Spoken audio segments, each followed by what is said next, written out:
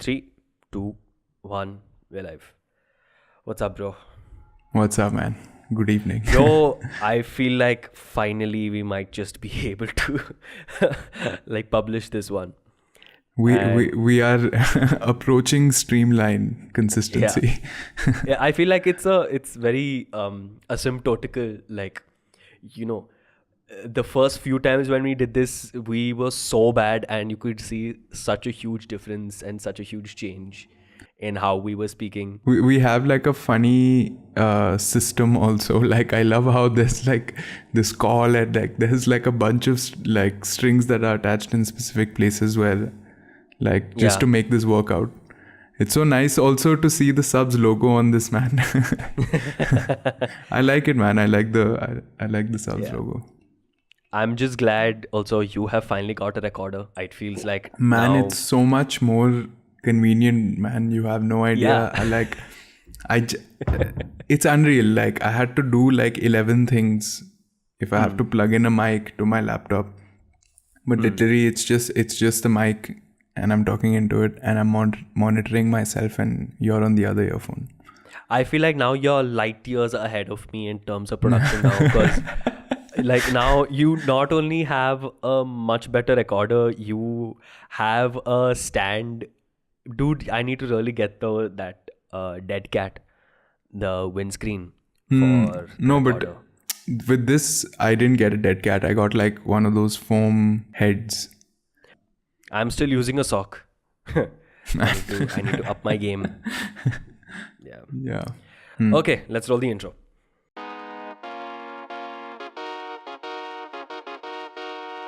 Sup, you beautiful bastards. Hope you've had a fantastic day. But let's just jump into it. Hey, guys. Hey, what is up, guys? Hello, Internet. Hey, how's it going, friends? Hello, Internet. What's up, guys? It's Hey, brother. Good morning, John. Good morning. Hey, it's Tuesday. What's up, everybody? Hey, how's it going? Let's get started. If you want to find the videos we talk about, all the links will be in the show notes. We will also be compiling all the videos we talk about on this episode into a playlist that you can find on our YouTube channel. You will know if a video is added into our show notes if you hear this pop sound in this episode. You can also find all the videos on our website, which is kota.design/podcast. That is KOTA.design/podcast to view all the videos. Subscribe to our YouTube channel to get regular updates about the Substation podcast. Yeah, I think we have. I feel like this time we have a lot to say because I think a lot has happened this week. Not just in terms of like videos that are really interesting to watch, but YouTube drama and YouTube news and things going on. Just a lot in the YouTube universe. Yeah, let's dive into the first one because today that YouTube Rewind video came out. What were they thinking? Man, what I felt was they were not thinking.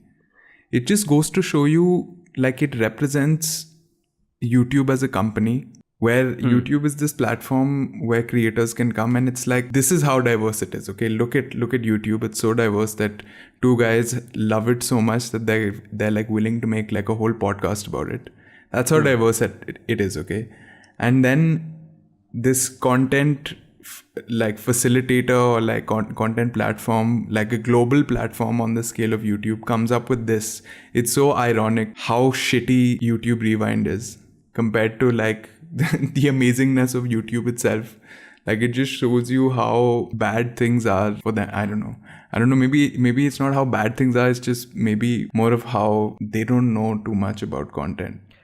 Yeah, what you said is right because YouTube itself doesn't make YouTube videos apart from this one video every year. It just shows you how much they don't understand about content or like the kind of content there is on YouTube, like narrative, just like coherence, everything, man. So like I felt so bad, man. I was legitimately sad.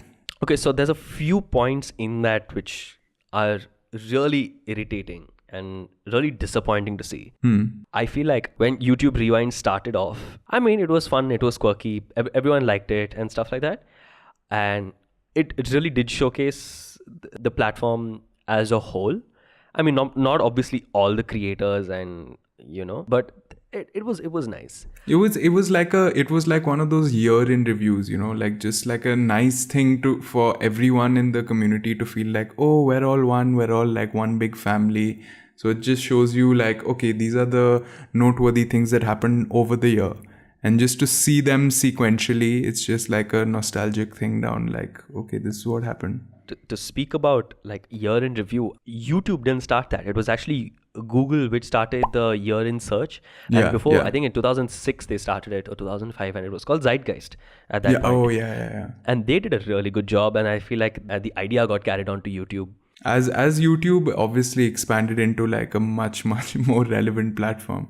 Yeah, and I feel like the 2014 one, I kind of liked it. Do you remember the one where PewDiePie starts off the video and it's turned down for what, and then things go down over there? Was that the Gangnam Style one? No. Gangnam Style was 2 years before that. Gangnam Style was the one which started it off. Gangnam Style is the first. I'm only asking you this because that's the only one I remember. I definitely don't remember the one where PewDiePie. Oh. Man, I'm like a recent addition to the 9-year-old army of PewDiePie's audience. I think then 2015 it was just slowly starting to get worse. 2016 was horrible. Oh, then 2017 was worse. It was so bad that I haven't even watched it. Like, Then it kept. So that's the problem. It keeps getting worse. Okay, so there's a few things in this video which kind of makes the point which everybody was commenting about under this video, and why people were disliking with this video is that they are shunning, or they're hiding a lot of creators and a lot of news and a lot of content that was created on YouTube for God knows what. Like the Logan Paul brothers weren't there. Shane Dawson wasn't there in this video. I mean, if you asked somebody, what was the biggest things that happened on YouTube, I would say those were the things, like, man, T-Series PewDiePie, like T-Series you PewDiePie. cannot discount PewDiePie didn't that. no, and PewDiePie didn't show up last year either, and that was a huge Man, controversy. so many of the people were like, we want YouTube Rewind 2018 to start with PewDiePie saying, he like claps twice, I'm not going to do it for the sake of the listeners, and says meme review, and that would have been the most epic. Like I would have had like a tear in my eye. Oh, year review. Yeah. That would have been beautiful, man. No, man. I think you told me this in the evening. There's the YouTube review is out, and then we need to record. And I was like, acha, I need to go and watch it.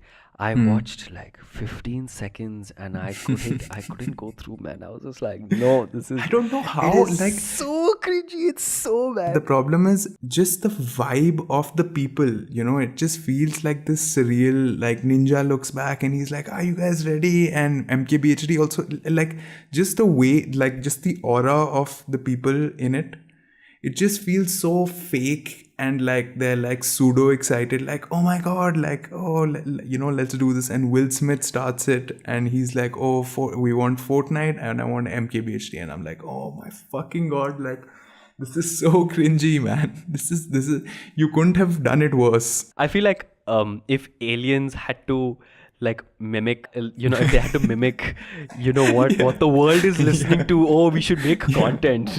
And they just got like a few plastic dolls that could move. It's not even aliens, dude. I'm telling you what it is, okay? It's like if YouTube was a kid and YouTube's parents had to make like this video about like they're proud of their son and they want to make like this, like just like a happy like family video, like they're going to show it to the relatives, like, oh, look at like what our son did this past year. So they don't want to talk about the controversial shit. They don't want to show their kid in a bad light. They want to be like, oh, it was all good, it was all fun, it was just games and people dancing and stuff. We don't want to talk about all this like real shit. I mean, YouTube is a content platform, but they're a company, so they have to look at like, what is the software, what is the algorithm, like they have a lot of like company corporate stuff to deal with, the business of everything, how to like lure advertisers and stuff. So they don't really give a shit. They don't really give a shit about, oh, like this new videos. I mean, I'm sure some of the employees give a shit about like new like viral things that they like, but they don't pay attention to most of this. But speaking of which, I don't think this was made for the public. Now, especially. Because maybe it was. I'll link in the show notes there's a article made by The Verge where when you look at it from that perspective, it makes total sense why they're doing this and why exactly this thing is made exactly the way it is. This is not made for you and me or the creators. It's made for advertisers. It's made for corporates to see this and be like, oh, you're helping me maybe read we should between put the our lines. yeah, maybe we should put our money over here. Oh, look at these amazing creators and no controversy around. Like, literally, right? It They're feels like they're showing Rewind in like meetings and stuff like, oh, welcome to this new advertising platform. Precisely. Honestly, they might just be showing, this you Rewind YouTube video in corporate meetings. Because another thing which crossed my mind is these guys are a bloody video platform. Why are they making a video? Why can't they just edit and just take videos that these creators have made and then just edit it into a supercut?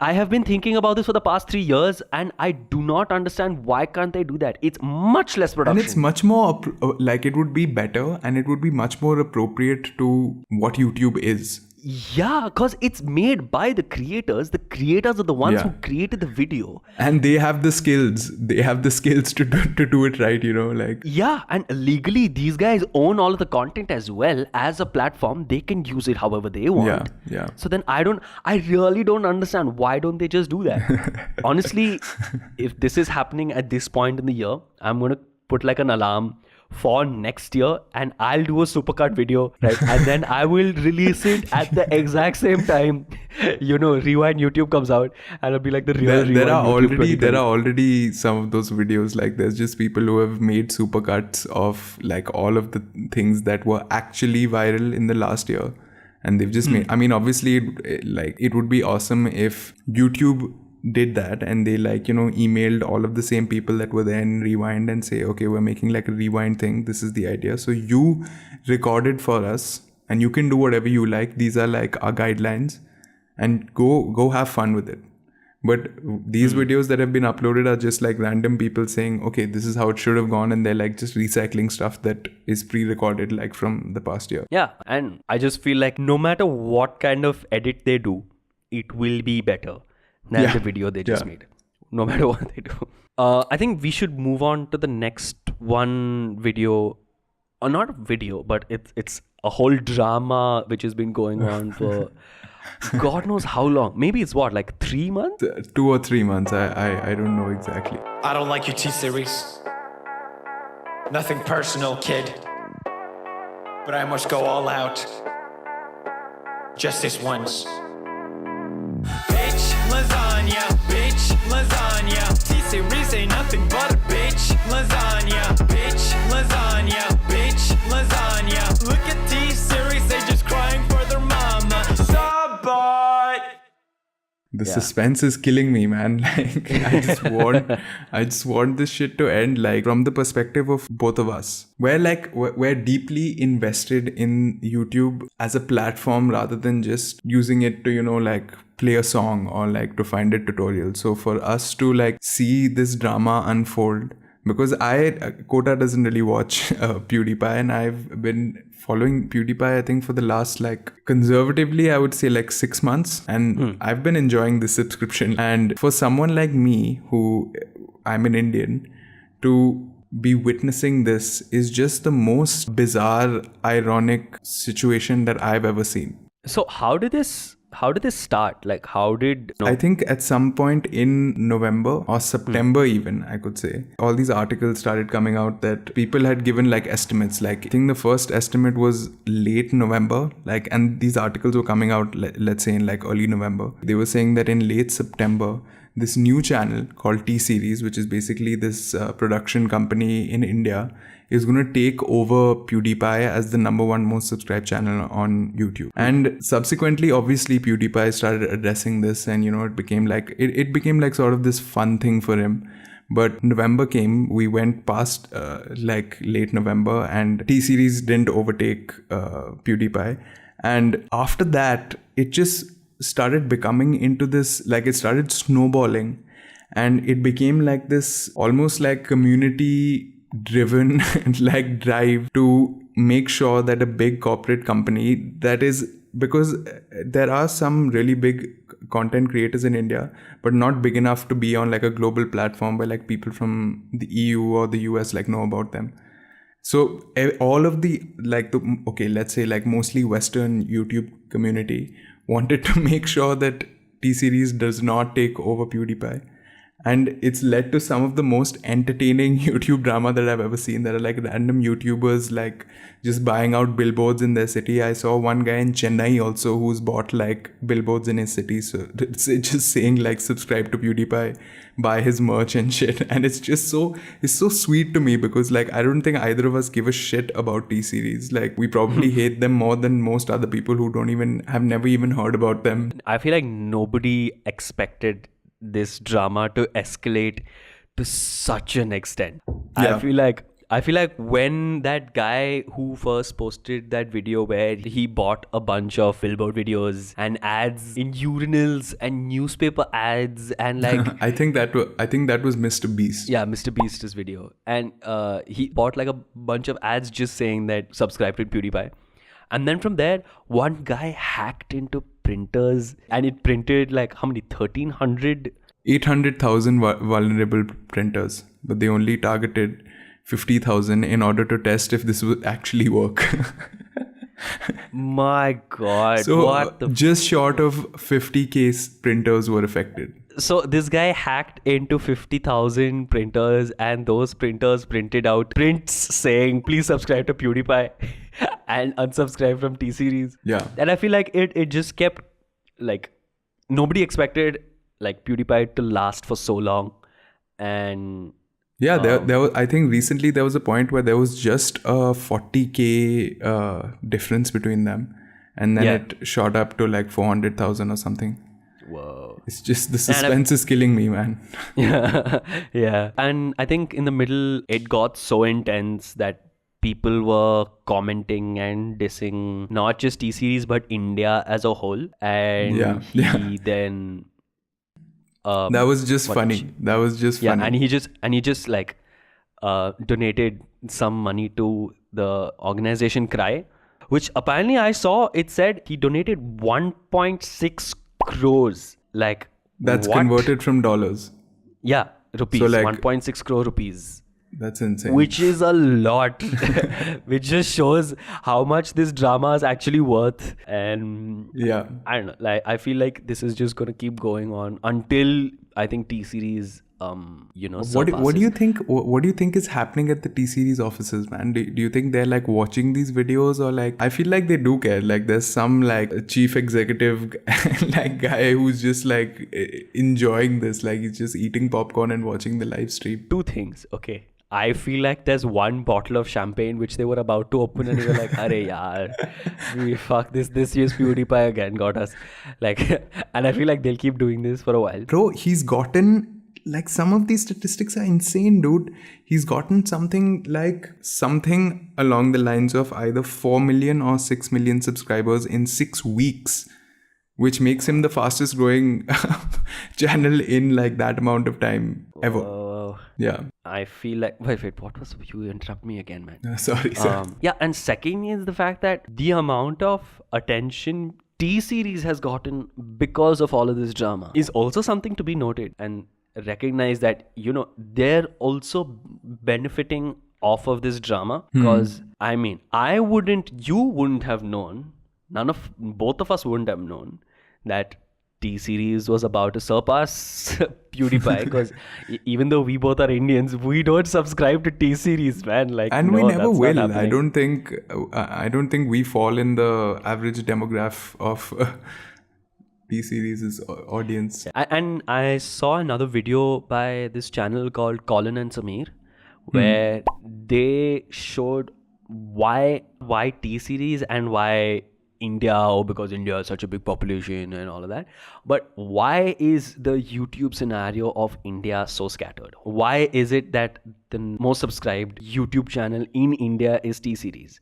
It's because we were not early adopters of the YouTube platform.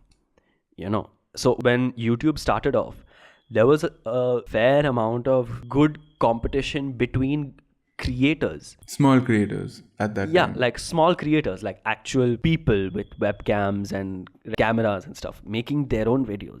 While those kind of creators never came from India. And the people who started, creating content in India were these like production companies. And not just that, I feel like the Indian market wasn't used to consuming any other kind of content apart from these studios and television shows and Yeah. music videos and things like that. We've spoken about this earlier, where we spoke about like the internet penetration in India and how fast it's increasing. We're a country that is only very recently getting very rapid access to platforms like YouTube, because or last time I checked, we were around at something like 30% penetration when it comes to smartphones. So we could say that most of the people who have smartphones have access to the internet. And the estimate is that somewhere in the early 2020s, we will hit like a respectable level of penetration where it's going to be like 70 to 90%. Let's say like conservatively 2025. And by the time we reach there is a gap when it comes to curated content like there is for every other country, or at least English-speaking countries, for them to consume content that is from their country or relevant to their country, or just generally content that they would understand and be able to consume. Like, why are there so many views on T-Series channel? Because they're all songs that people know. And in India, Bollywood is a fucking big industry. People care a lot about Bollywood. And that is why there's no other individual creator creating like covers of like, insane covers of Bollywood songs. I'm sure if that existed, it would be an instant success, But no, I feel like the argument that you made about the number of people who are just getting access to the internet right now in India is growing, and that is why that has a direct correlation to T-Series becoming so popular. But I feel it goes way beneath that, and it's a lot more rooted in the fact that India as a country never consumed this kind of content, never consumed, a YouTube creator's content for so long. That's exactly what I'm saying, right? There is a gap, and that gap, like basically what I'm saying is it's a very good time to be an Indian YouTuber if you're going to create content for Indians, primarily I Indians. feel like people are just getting the internet on mobile, on their phones at this point of time, but go back 8 years, right? And go back to like 2010 as well. Forget 2010, go back to like 2012. We weren't watching anything made by an Indian YouTuber. There was no great Indian YouTuber at that point of time. There was no such thing as a popular Indian YouTuber. And only now are we starting to see that. We're starting to see that, and especially with this T-Series thing, we're beginning to see the potential of this audience. We have the numbers, man. China is the most populous country in the world, and they do not have a free internet. We are the second largest population in the world. We will probably overtake China in 2025, optimistically. And at that time, we will be one of the best sort of countries, because we have the numbers, we have the internet penetration, we have the biggest population, and we have a free internet, at least for now.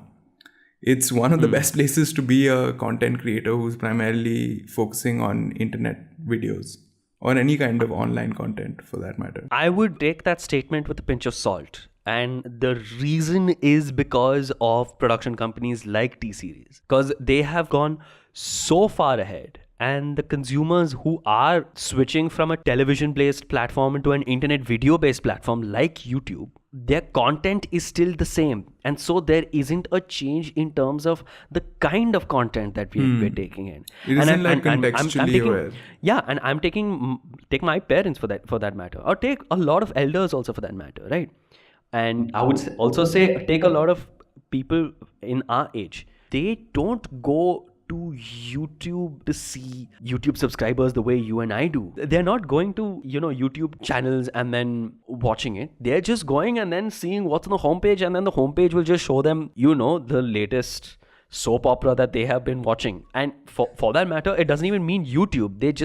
They're going to Facebook, they're going to Netflix out of all places, right? Because they're used to watching movies and TV shows on the television. Now they're watching movies and TV shows on Netflix. That hasn't changed. So I feel like the population and the percentage of people in India who are watching creators. Okay, when I mean creators, I mean individual, small time, non-production.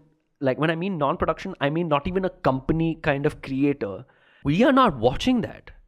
None of us are watching that. There are a few channels, obviously, like Technical Guruji and, a lot of cooking channels I've seen who have like skyrocketed. But apart from that, like who's the Indian vlogger, man? Nobody, I know one. I mean, he's at just the beginning. He's at 2 million subscribers, but there's this guy called Mumbaikar Nikhil, and he's decent. I sometimes enjoy his videos, man. Yeah, and I feel like most of the people who are creating content are these comedy based videos. Let's see though, like web series. Yeah, web series and things like that. Let's see what happens. To be honest, there have been small time production companies which blew up because of YouTube. I can think of Being Indian, or you can also say All India Bakchod for that matter. They have become giant production companies just because. Not just because, but like a huge contributor to that was YouTube. Yeah, having access to a platform like YouTube where you can upload content that is completely independent of your like public performances and stuff. Yeah. Just for like a comedy company in general. Great. Anyway, let's see when this whole drama actually gets over. I don't think this drama is going to get over. It's good for everyone, I feel. No, I honestly predict T-Series will surpass PewDiePie in terms of subscription count for like a day. And then suddenly PewDiePie subscription, it'll just like boost back on top. They will do the next greatest thing when it comes to feats that YouTube audiences have accomplished over the years. They'll do some other next level shit, man, basically. Yeah. Okay, so let's move to, one of the craziest tech videos which I have seen. It's by the one and only MKBHD. Okay, so you may have been following, over the last 2 weeks or so, I've been doing a giant, blind smartphone camera test. So not 4 phones, not 5, not 10. We've done this huge bracket-style showdown with 16 phones. Fuck, dude, that guy's so good at just making videos. Oh my god. You say exactly what went, because I think you were also participating in it. Would you say? Yeah, I think I saw the polls. He basically started off this whole thing one day randomly, because he doesn't really use Instagram stories too much. He just posted a bunch of stories saying, okay, like I'm doing this massive blind camera comparison, and there were 16 phones. So from like A to like P or something. And he just had like multiple slides where you can choose, and all of them are the same picture, and you can just choose like top or bottom. So it's like essentially like a side-by-side comparison for like, there were 8 matches, 16 phones, and then there were semi-finals and finals and stuff. That's how he essentially went about it. So it was like a truly crowd-sourced, like unbiased choice of like what kind of pictures does the general public prefer. And did he just do these polls on Instagram, or like what is he? So he did them on Instagram stories and Twitter polls, but I think Instagram stories had much more engagement. Yeah. So once he did the polls, like what did he do? Like, did he just... So the polls happened, and then it came down to the finals. It was just like the last 2 phones, and then he said, okay, now look forward to the video that he uploaded, I think like 4 or 5 days after the whole like voting began.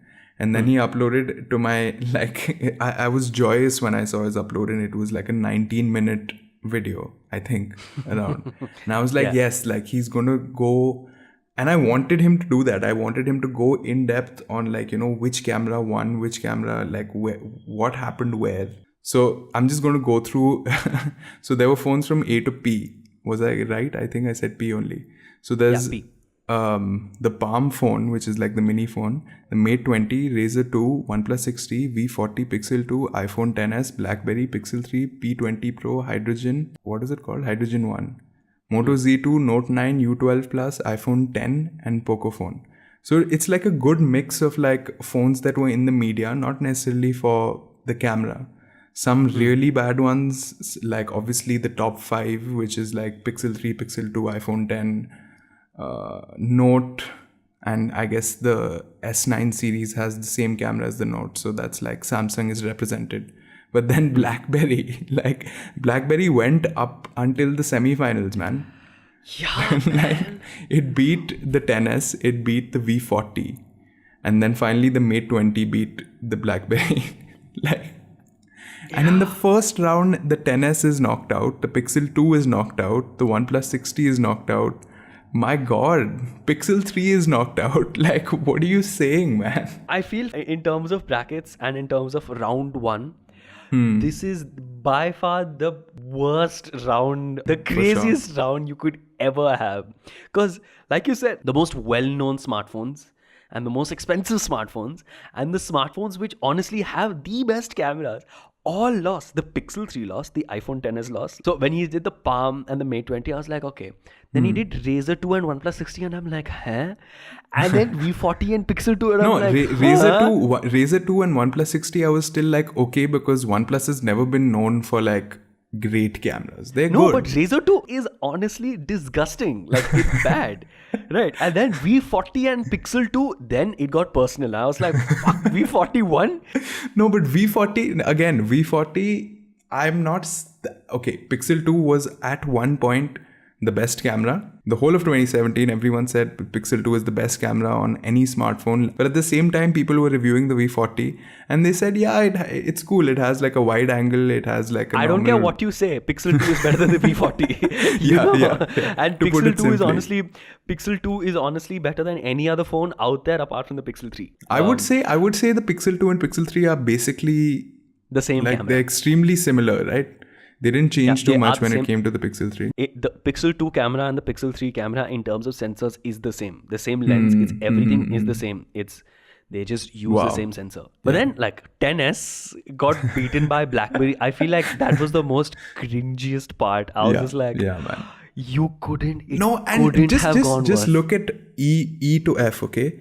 V40 beats Pixel 2, BlackBerry beats XS, then BlackBerry beats V40. What? Fuck you, man. Fuck you.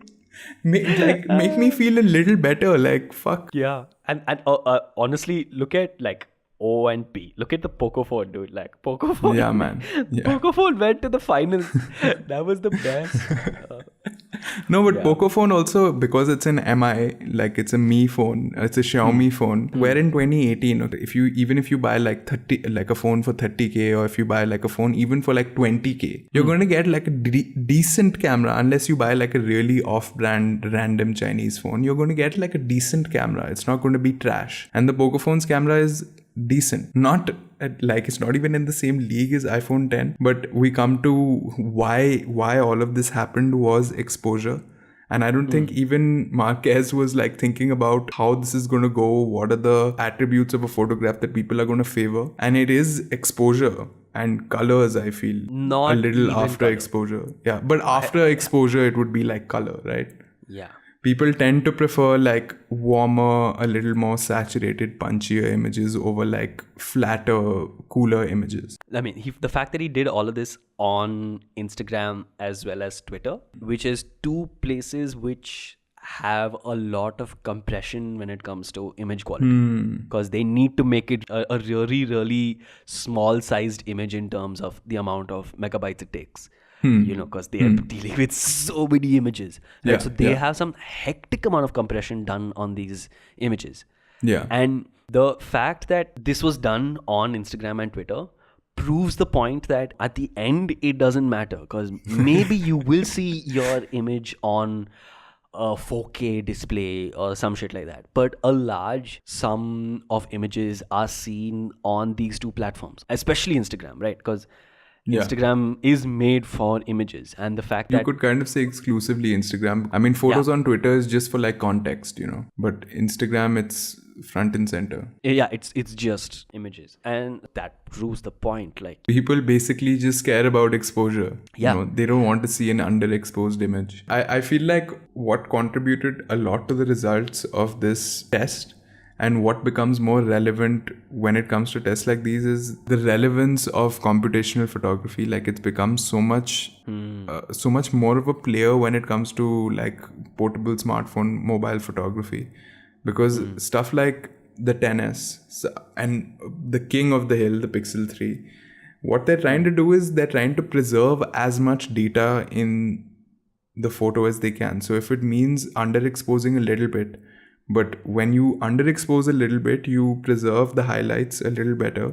You lose a little bit in the shadows, but you can get back that information. Like, it's in photography, it's always better when you're shooting on a like let's say I'm shooting on my camera and I'm shooting in RAW. It's a much better idea for me to underexpose, because when I take that file and I put it onto my computer, I can raise the highlights, I can raise the entire exposure of the image, and I can retain those details that might have been like crushed in the shadows, or they're kind of lost initially. But if my image is overexposed, I can't get I can't access that information. It just wasn't captured. So even when it comes to the Pixel 3, for example, it's a much better strategy for the camera to always underexpose a little bit, and then in post, if you're editing it and you want your image to have a little brighter effect, you can do that. Yep. What you said was exactly how I feel the pictures even looked on the 10s and the Pixel 3. I don't remember seeing the Pixel 2 for this one. Okay, take the 10s for that matter, right? Because he showed it for quite a bit of time. Don't you think it looked like a C-log kind of image? What? Like a log footage? Like an ungraded image. Yeah. So, like when huge video production companies, or even if you think about that, even Marquez does the same thing. MKBHD does the same thing, which is when you're shooting in RAW, or when you're shooting for a film or a video for that matter, where you can color grade and change and tweak a lot of things in post on Premiere Pro or Photoshop or Lightroom, if you're doing either video or photo, you would basically make it as less saturated as possible, as less contrast as possible, and I think as less of a color dynamic range as possible. Because once you do that, you can capture as much data as possible to then edit your shot in post, to color grade it and to expose it in the perfect way you want it to look. And I felt like the iPhone XS did that. As a picture, it looked like that. Yeah. I don't know whether that's a good thing or not, because like I would say the Pixel 3 doesn't really do that. It definitely gives you a flatter image when you compare it to, let's say, like a Samsung Note 9. Note 9 will choose to overprocess the image to give you an image that is ready for you to do whatever you would like to share. You want to share it on Instagram and stuff.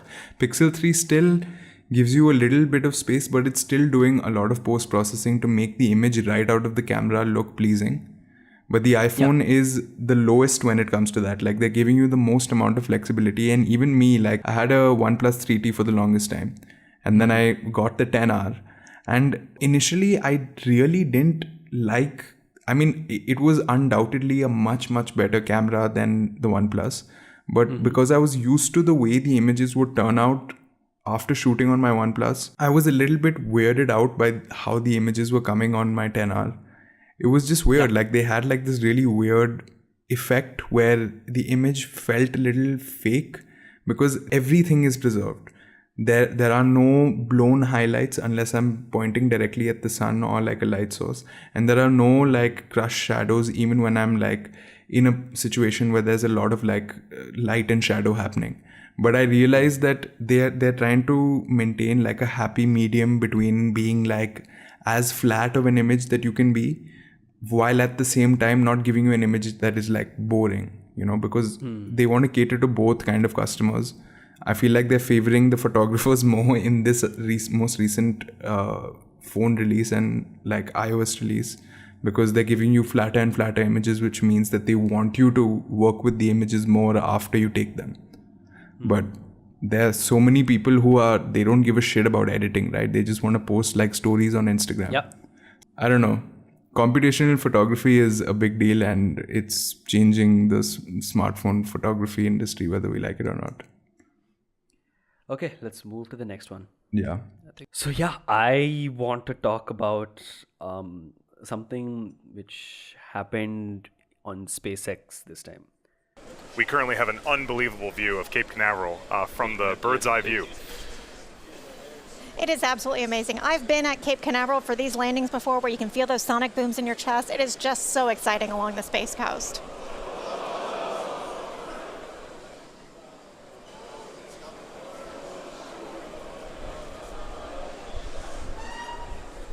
Stage 1 transonic. Man, honestly, this SpaceX thing is such a bittersweet failure. Yeah, that's why I love it. It's the best kind of failure.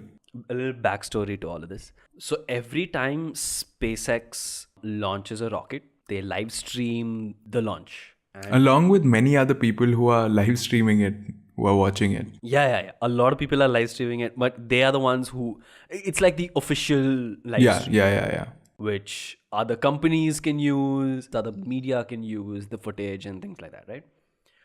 So I think I've watched a few of their live launches. I have watched every launch that they've ever done post the launched. I eventually watch it, and not live, like live. The Falcon Heavy I watched live. And I think the first time it landed, I watched it live. On, of course, I Still Love You, the payload, the lander on sea. The first time they did that's when I watched it live. This one I watched like half an hour after it launched. So immediately while I was watching it, it's the general thing. You have the liftoff, then they make max speed, and then max acceleration, and then they deploy the capsule, and then it basically flips around. This time they got a good shot, and you could see the cold thrusters like maneuvering it and then like going back. Then the boost back burn was great, and also this time you could see Cape Canaveral, Florida at the back and all of that really nicely. Then suddenly this thing just starts like rotating super fast, okay? And immediately I was just like, dude, what the fuck is going on? And then suddenly they just cut the footage. And the number of dislikes on that video was so much, because like me, there were a bunch of people who were fucking pissed at the fact that we couldn't see what was going on when it was landing, when it was descending back to Earth. Because honestly, that's the most interesting part of the launch, is when the launchers land back on land upright intact. That's super awesome to see. And we didn't get to see that. And as it felt like SpaceX was being a dick by just like not showing it, As soon as something was going wrong, it felt like they were not showing it or some shit like that. A few hours go by, and then SpaceX released their final statement. Elon Musk, Elon is official tweeting statement. meanwhile. Yeah, Elon is tweeting, like as usual. I honestly think he should stop fucking tweeting. But anyway, leave it. So he tweeted that, there was some problem with grid fins and things like that. And then the video came out of it actually landing, doing a soft landing on water. And that looked beautiful. I was just like, oh my, it honestly, if it wasn't for a great landing, this would have been the perfect video. Because even though it didn't land on the, of course, I Still Love You, that's the official name of that platform, which is at sea. Even though it didn't land on that, because it intentionally didn't do that so that it saved that the landing pad. It landed on sea so quietly, upright, and then just tipped over, and then like poop, it just gracefully landed so gracefully. And I was like, oh my god, this is so good. And then there's this one guy, I've seen a bunch of his videos. His name is the Everyday Astronaut, which is, he basically, if MKBHD is like the guy for tech, this guy is one of those guys who just talks about space. And it's great. He just like goes so in depth about, every launch, every satellite that's going around, and I mean, of course, SpaceX as well. So he explained pretty well actually what exactly went wrong, which was the grid fins at the bottom using the aerodynamic pressure when you're re-entering the atmosphere. They maneuver the rocket, towards the landing gear. They basically steer it with drag. Yeah. And one of them, the piston just basically got stuck. The hydraulic piston just got stuck. It was just like rotating like super, super fast. And somehow, even after all of that, it still managed to land like perfectly. It was just landed on water perfectly. Yeah. And this just shows how well It just shows you how to fail, man. Yeah. I don't think I've ever seen anyone fail this good. Like, how does Elon do it, man? Is it because the solution to the problem is always obvious? Like, the solution is, okay, how do we make space travel easier? We start reusing rockets like how we've always seen in science fiction. And by virtue of the fact that our rockets are reusable, and that is a choice, like a design choice that he's made because of logic, does it make the failure less drastic because the launcher is designed in a way for it to do this multiple times, that it's not going to catastrophically come down and just like explode and cause like mass destruction and shit, like how we used to watch like when a spaceship crashed, like let's say in the 90s or like in the early 2000s, it would be like a catastrophe, man. It's like a giant explosion. There's just like jet propellant just like bursting the fuck out everywhere. This just like gracefully like went to sleep, and it's just floating there, and it'll probably be reused sometime in the future. Yeah. No, and forget the 90s and space shuttle and all of that, man. Like, SpaceX has released a video of, it's just a montage of all of their landing failures ever done. And it's titled How Not to Land a Rocket. It's amazing. It's a beautiful video. And they've like timed all of the explosions perfectly to the music and all that. It's a great video. But even in terms of SpaceX like failures that has happened, and there's been a bunch of them, and some of them they really didn't understand what was going wrong and all that. But compared to all of those, this has been one of the best failures that you could get, because A, it's intact. B, they immediately knew what the problem was. And C, it's a very easy problem to understand that, okay, it's a fixable problem, because the hydraulic press uses a pressurized gas to control, and then something went wrong in that. So then they were just like, we just make another pressurized system for backup. Like, such a simple solution. And like, it's a great problem to get to know in this kind of thing. And also the fact that this thing is still reusable. A lot of things will still be reusable, like the grid fins, like the fuel tank that they used inside. None of the parts have like broken to pieces and all that. So that's great. And I feel like we haven't talked about the biggest part of this entire thing, that the mission itself was successful, man.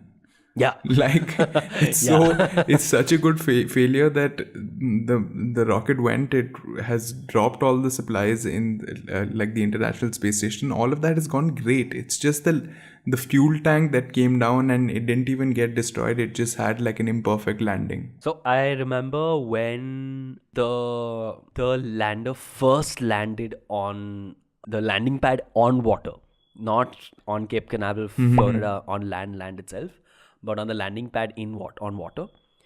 Elon Musk basically said, SpaceX wants to do this so often that when we succeed, it doesn't make it in the news, but then when it fails, it does make it in the news. And I feel like he's reached it, man, because they've had multiple like launches, because I've been watching them and it's pretty frequent. And, once in 2 weeks or something, he's releasing a rocket, which is unheard of for any company. Like even NASA can't even the Soyuz rocket doesn't come close to that, right? And so he has such a good track record that now when it fails, when the landing phase but the project actually reaches the International Space Station, that's when we talk about it and the news talks about it. I'm just very glad. That's the thing, right? He's just doing space travel like it should. Like even if you fuck it up, your priority the mission is the main part, right? And just because you're like removing redundancies, it just makes everything better. You're not like wasting resources and stuff. It felt so good to see that thing just land so softly. Yeah. It was called a soft landing, but honestly, it landed so softly.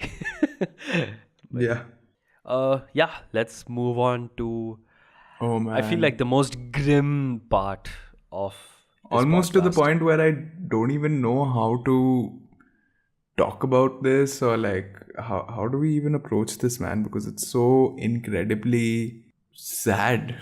Like, do you watch gamers or film criticism channels? Have you ever laughed at a meme, SpongeBob, Thanos, or otherwise? Do you have a Twitter or Tumblr account? Have you ever used anything from Imager, Jiffy, or Giphy, depending on how you pronounce it? Are you one of those people who long for the old days of YouTube when the big media companies weren't on the platform? I am sure between all of those questions, I am talking to a huge chunk of you. And if I am, then pay very close attention to today's episode, because a huge percent of the content that you currently watch and share online is on the chopping block, including this show, and Game Theory, and GT Live. And if there's any hope of saving them, well, we've got to act now. So, this doesn't, honestly, this isn't focused entirely just on YouTube, even though it's one of the largest players of it, but it's social media in general and copyright in general.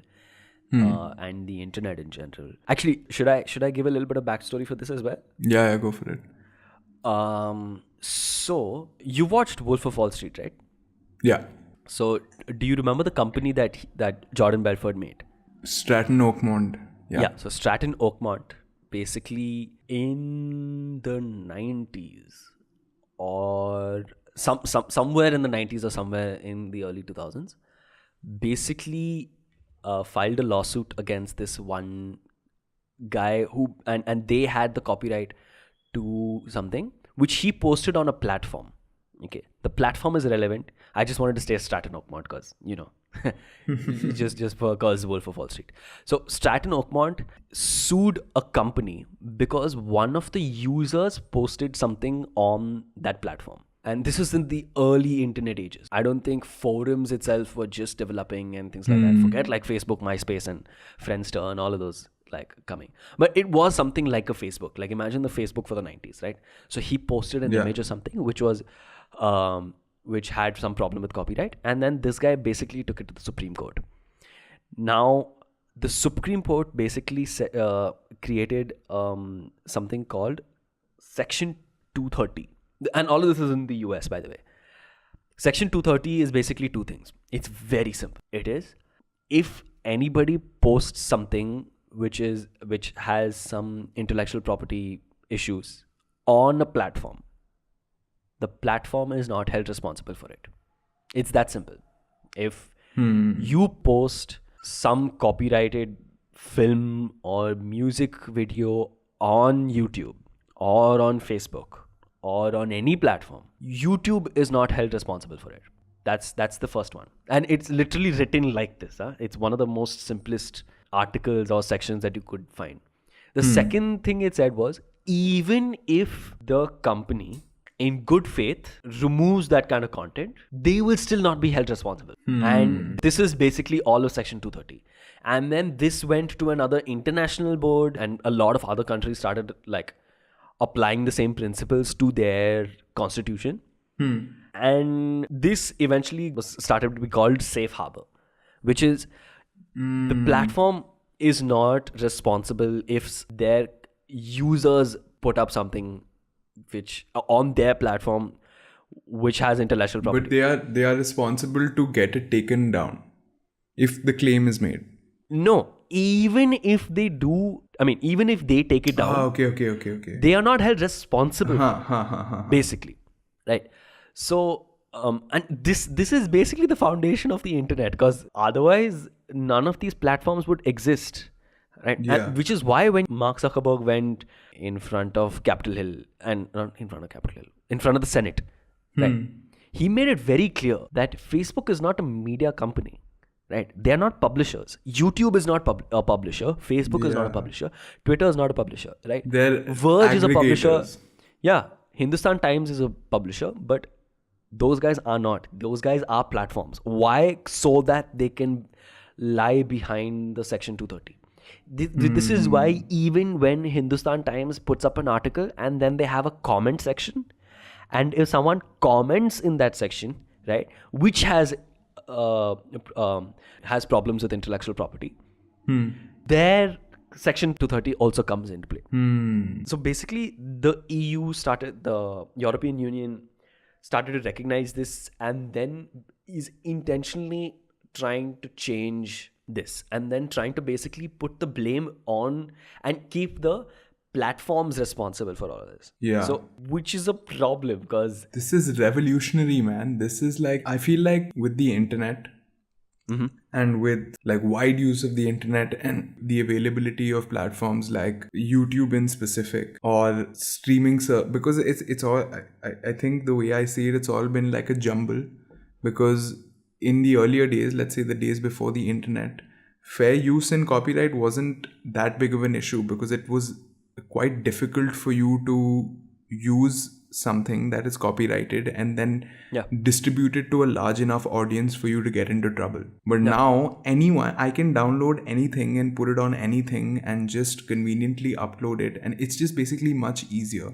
So where the record companies and corporations that have held the rights for stuff that's as iconic as, you know, like a Beatles song, it's been like a long time coming, because ever since the internet came about, in the initial period, the companies that had the rights to certain things that were widely used everywhere felt kind of like betrayed, because it's so easy for anyone to use copyrighted information or copyrighted things at their disposal, that now I feel like this is their attempt to get back at the world, you know, like, because like record labels, for example, they've had like the worst time ever since the internet has come about, man. Like, it's so hard for them to make money and to like, because if I make a cover of a song, if I essentially before this, if I would have used a song in an appropriate way, or if I'm using it, I'm either innovating on the song itself.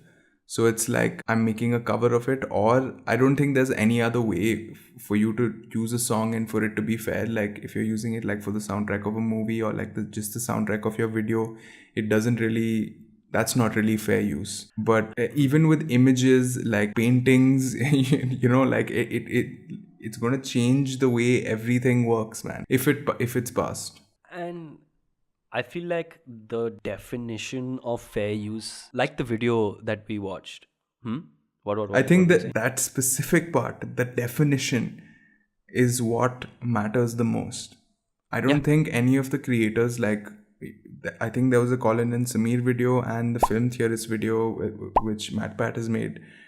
They are all for fair use. They don't want to betray people who hold licenses for things that hold value. They are for the people who hold the rights to these specific things, but it's just the definition exactly in legal language. What is fair use? What constitutes for fair use? And how do we make sure that there is, because if it's going to get passed in its current wording, it's going to change the way the entire planet is going to consume content on the internet. Like there's literally no part of the internet that would not be affected. So there's a video made by the film Theorists about this topic. And MatPat goes very, very in depth about exactly what Article 13 actually means and why this is such a huge problem and what the EU is going to do and all of that together. But also, I just wanted to state that the definition of fair use was intentionally made to be very hazy. And In a very, time like- before the internet. Yeah, because have you seen that other video? Everything is a remix. Because literally every form of art is a remix. You get inspired by everything that around you, and then that's how you make you Man. can never make something that's actually original, right? I feel like it's like matter almost. Matter is never created or destroyed. Yeah, Or you- energy is never created or destroyed. Like it just has to come from somewhere else, you know, like. Yeah, so and same thing with an idea, right? Like you can't have an idea which is totally 100% original, and that's not just the internet. That's The world. all life of creation, itself. like every creative thing that anybody has ever made, If all of there art, is- all of music. If there is nothing, there will be nothing. Yeah, Like- basically. But the other thing is that, I mean, what the European Union is doing to these platforms using Article 13, it doesn't matter what's the definition of fair use. It matters that the platforms are not held responsible. It's because even though, I mean, fair use is reasonably structured, maybe not in the US, but in other places as well. It is a little bit structured, but it doesn't matter because the platforms are not held responsible for something like that, right? But now if the platforms are held responsible for it, they're just going to be assholes and then just be scared of every content that's going up. And then they will not showcase any content from there unless it is 100%, original, which is made by, these multinational corporations and these huge production companies. I'm just imagining like a dystopian future where this rule passes and just like security which is what happened with what is it called? GDPR, I think. Yeah, GDPR. It's going to ripple into every part of the internet globally. I mean, so my view of this is that this is going to seriously hurt a lot of creators, and there's going to basically be a bubble for Europe. No. But unlike GDPR. Isn't that not the case though? No. But unlike GDPR, this is not going to be, I honestly don't think this is going to be a universal thing. You're saying So that just other as a- countries will not adopt it like how they adopted GDPR. Yeah, so just some context to this, right?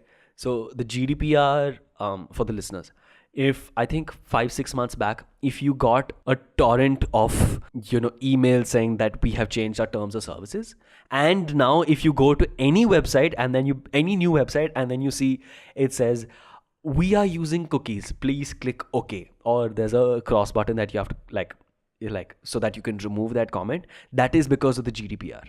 That's the law that basically the EU did after the whole Cambridge Analytica issue happened with Facebook and all of that. Right? That was the EU's response to all of this, which is that you have the right to remove your data from any platform, and they will make sure that they don't showcase it that easily, but you can on all platforms, from Google, from Facebook. There's a lot of articles which showcase if you want to remove your data from Facebook, you can do it.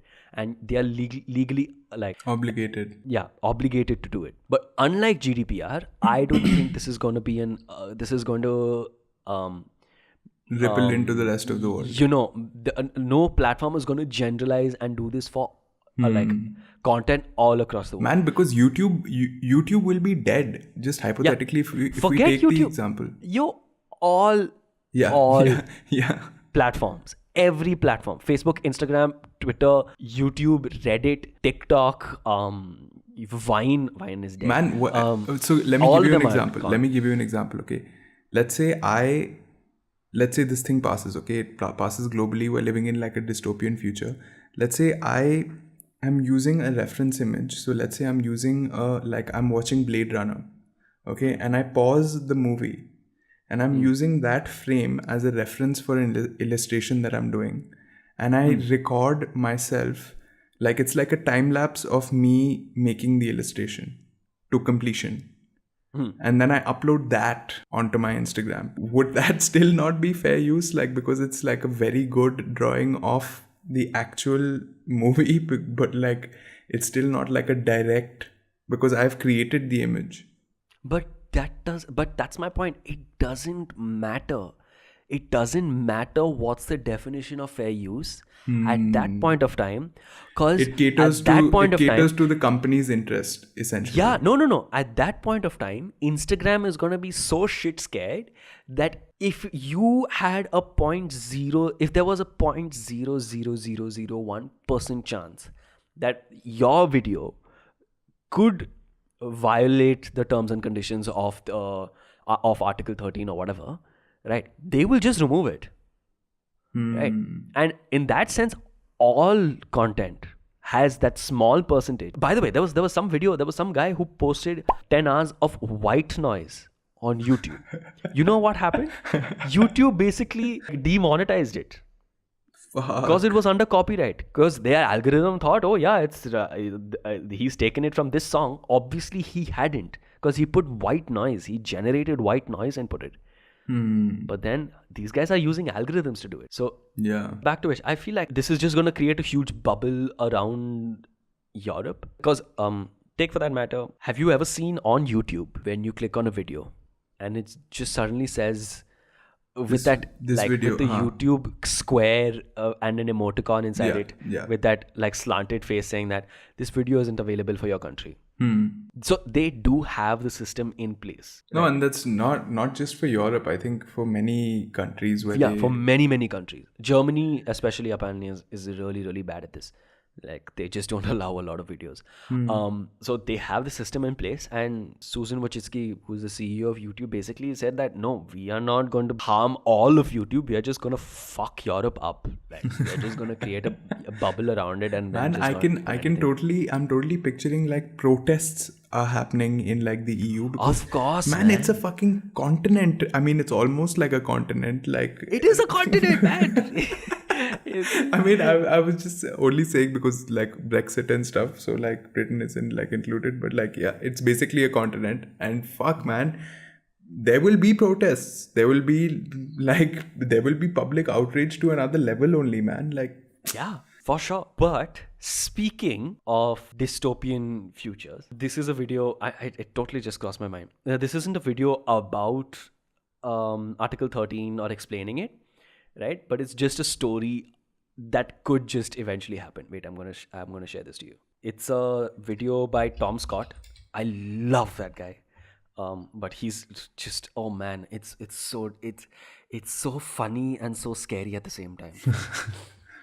You want me to watch it? Yeah, watch it. This is a YouTube video from a future. Not the future, just a future. Over the last week of December 2028, the world forgot about a century of pop culture. We forgot everything the Beatles ever sang, everything J.K. Rowling ever wrote, every movie George Lucas ever shot. We know the names of these people, we know they were famous, we may remember being fans of their work. But over a few days, humanity forgot everything that they made. You've probably never wondered why and never found it strange, but the reason is Earworm. Bro, what the fuck, man? I feel like I have to watch that a couple of times to like just absorb all of the information. Like, shit. I think we should talk about this in the next episode. I think that's a really good idea, bro, and you did that so well. I feel like everybody, whoever's ever going to listen to this needs to watch that. Think about that for a bit. And then, because we need to come also back for this discussion. Yeah, like I watched it a few times. It's still bugging my head a little bit. If you like this episode of Substation, please rate us on iTunes. That's the best way for us to gain traction. You can also subscribe to our YouTube channel and follow us on Instagram. If you'd like to give us feedback or would like to recommend a YouTube video, you can follow us on an app called Anchor and send us a recording from the app, which we could add to our next show. You can also leave us a comment on our YouTube channel as well as messages or comment on Instagram. All the links will be in the show notes. Thanks for listening, guys.